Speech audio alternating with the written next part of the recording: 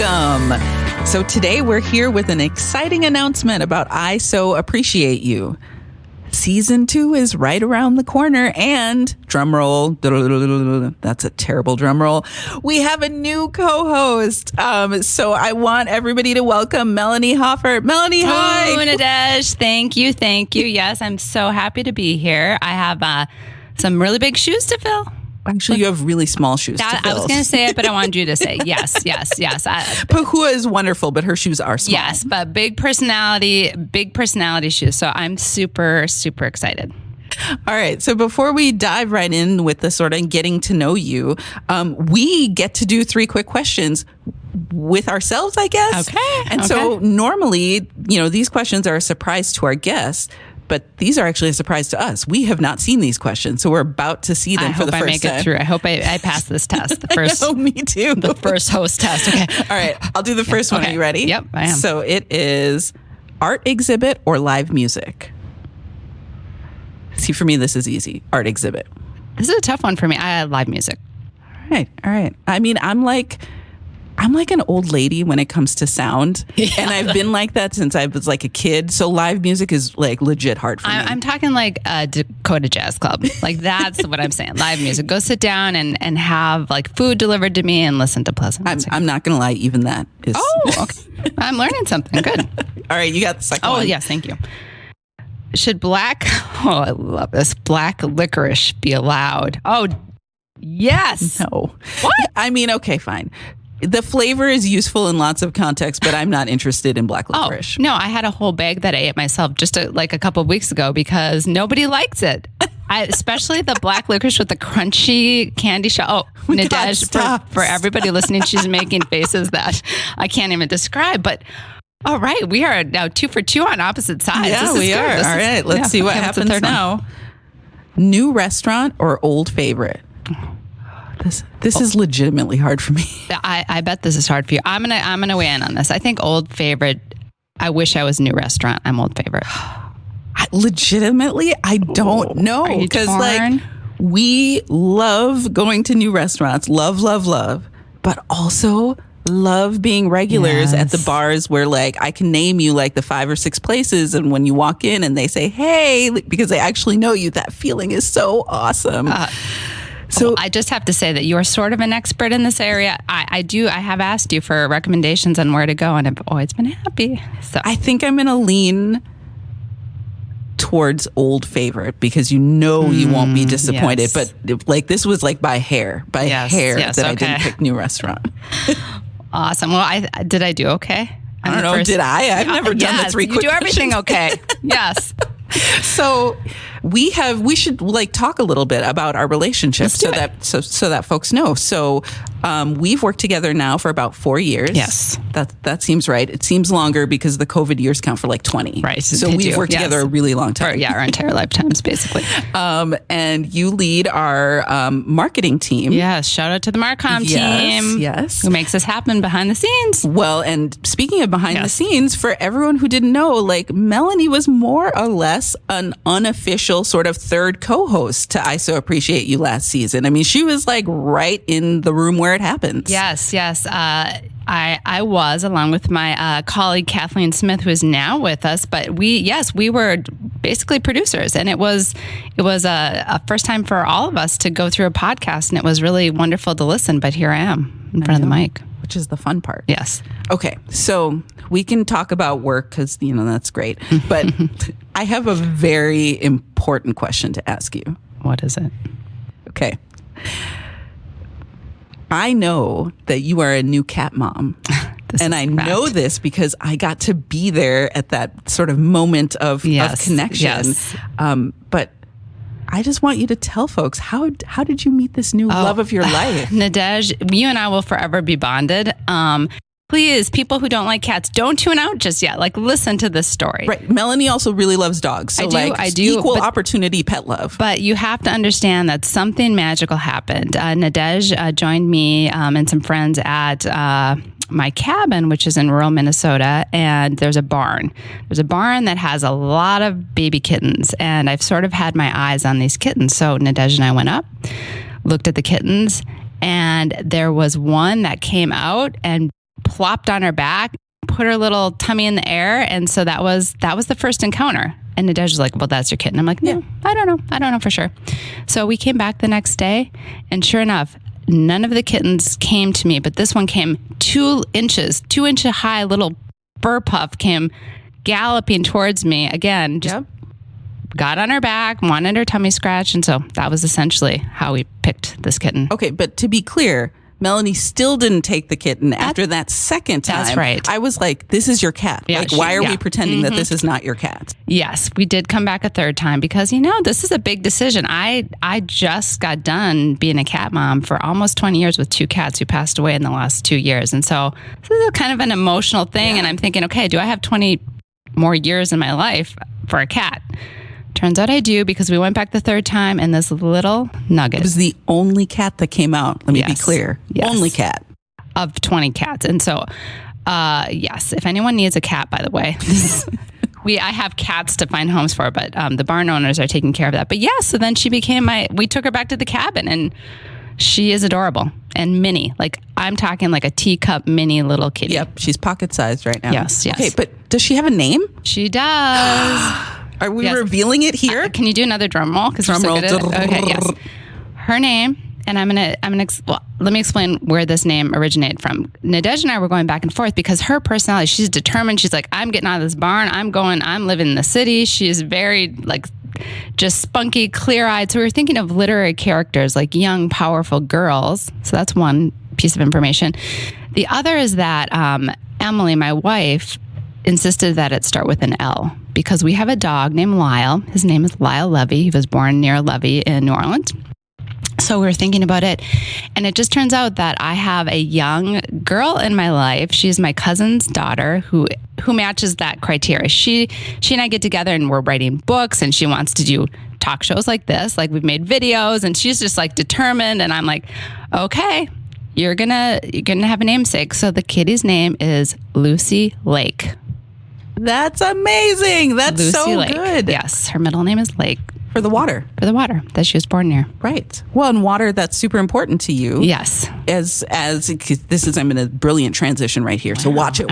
Here no, goes. I'm learning from you right now how to do this. But, water that is important to you in your writing. Yes. Because you are a writer, and not just because you had our marketing team. Like, you're a full-fledged, I've got a memoir, I've been published, I've won awards kind of writer. Thank you for saying that, Nadege.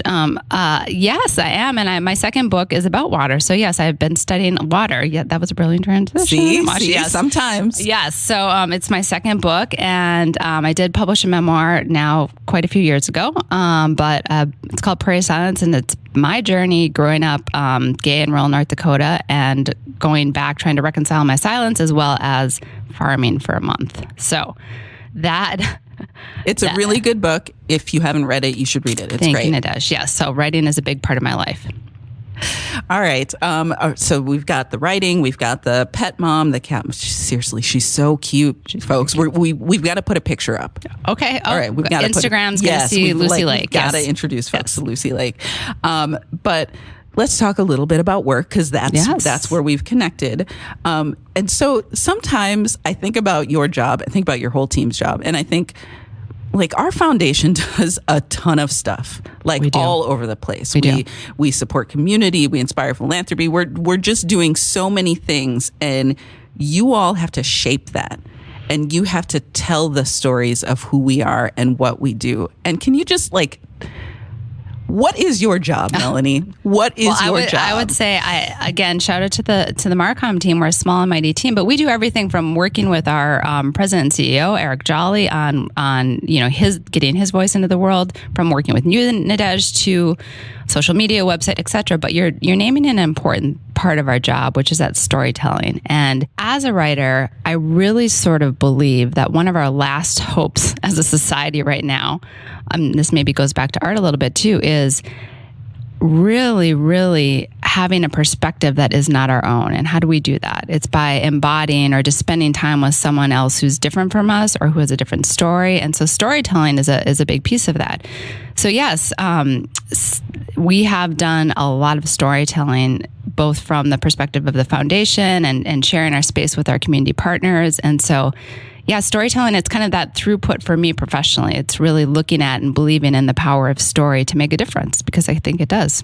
Oh, I totally agree. And I'm always happy when I get to partner with your team. I mean, honestly, this is you all and your brainstorm and your idea. And so the fact that we're sitting here is part of that storytelling. Thank you for naming that. Yes, because it's just another avenue for us to be able to both share stories about and meet interesting people and see what and how they are making a difference in the community. Again, opening people up to stories is really important. So I can't have this whole first episode 0 be about like getting to know Melanie. Because, why not? Well, because I'm used to being on the other end of this, right? So I don't know if Pahua is clairvoyant or what the deal is, but in the last season, she mentioned in one of the episodes, she just had this side comment in referring to you and your work and your contribution at the foundation that, you're effectively our COO. And she said it in passing, but I think she was naming what all of us at the foundation feel, that, you have been this person who sort of steps in and solves problems and has a clear vision. And so since the episode or season 1, you have been promoted into our COO position. And so I just want to celebrate that. It's a big deal. I'm blushing, except I don't blush. So, all right, right. Stop it. No, but and getting to know you too, Nadege, I've heard going back, because I think a lot of people that were on the first season, we got to hear sort of their professional journeys and how they found their way. For you started as a lawyer in a law firm, and now here you are at a community foundation as a COO. That is quite the journey. So I wonder if you could just speak a little bit about what about this particular position gives you energy? Oh my goodness. So much of it. I could probably name, rattle off specific things like, Facing Race. I love our Facing Race Awards and then what, how we get to lift up folks in the community. But what gives me joy kind of, I think, on a day-to-day level is just watching all the processes work. And I know that seems really lame and super unsexy, but the reality is a community foundation does so many things. There are so many things happening at once, but they have to happen in alignment. That's right. They can't happen sort of all over the place and random, because we all have to be under the umbrella of our mission and our vision and our values. That's critically important.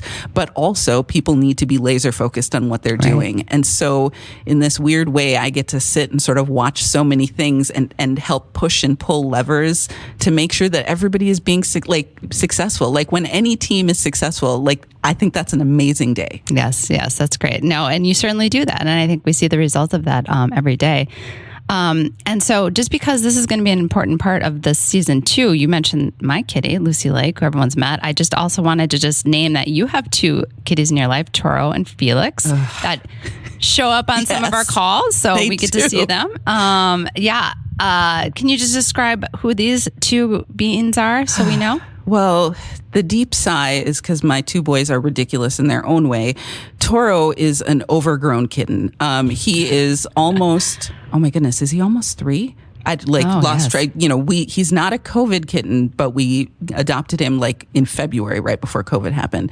But he still runs around like he's a kitten, and he's massive. He's like the Shaquille O'Neal of cats, but he operates like a kitten. Yes. So you can only imagine the things that are getting knocked off of tables and the chaos and nonsense. But he's so stinking cute. Yes, he's cute little tuxedo, not little, cute tuxedo cat. And Felix is our grumpy old man. He is just stoic and sort of dapper, and he also likes to ride my husband's shoulder like a parrot. So he'll jump on there, and Joshua can walk around the room and he will just hang out on that shoulder. I don't know what that's about. Yes. It's really adorable though. Yeah, that's sweet. And I mentioned that they sometimes show up on our calls, and we've been on, everyone in the world's been on Zoom a lot. And I think part of this year too should be before and after Zoom design session where Nadege comes to my place and does my Zoom background. Because I'm telling this woman, her office, it goes back to your love of art. There's art in the background at your house. It's just perfectly, I don't know if it's staged, it's how you live. So could we maybe do that? I just moved into a house, and so it's just there's nothing. I don't know, but I would appreciate that. I'm happy to. I don't know that I'm like a professional or anything, but I also know that for some reason, of all the things to care about in the world, I care what it looks like behind me in a Zoom background. And so I probably know more about finding the right lighting angles and angles in the room and things than I should probably admit publicly. Well, it works. I'm just saying it Maybe works. I should make it a side hustle, helping people like, create room rater ready Zoom backgrounds. I think, and many people, including myself, would really appreciate that. Yes, yes. Well, I'm just super excited about the season that we've got ahead of us. Like, I'm so glad we're here in season 2. I'm glad that I'm sitting across from you and we're just going to get to sort of have this adventure with all these like great people in our community. I agree. And I'm so honored that you welcomed me to the co-host seat, and I hope to do you proud, Nadege. I mean, this was great already. I mean, you were great. I was fine. But like, this was great already. Well, here we go. We're off into season 2. Thank you for listening to I So Appreciate You. You can find us on Facebook at I So Appreciate You Podcast and on Twitter and Instagram at So Appreciate You. We'd also appreciate you taking a moment to write us a review. And if you like our show, be sure to follow I So Appreciate You on Apple Podcasts, Spotify, or wherever you're listening to us right now. Have a question or topic suggestion? Email us at podcast@spmcf.org. Thank you for listening to I So Appreciate You.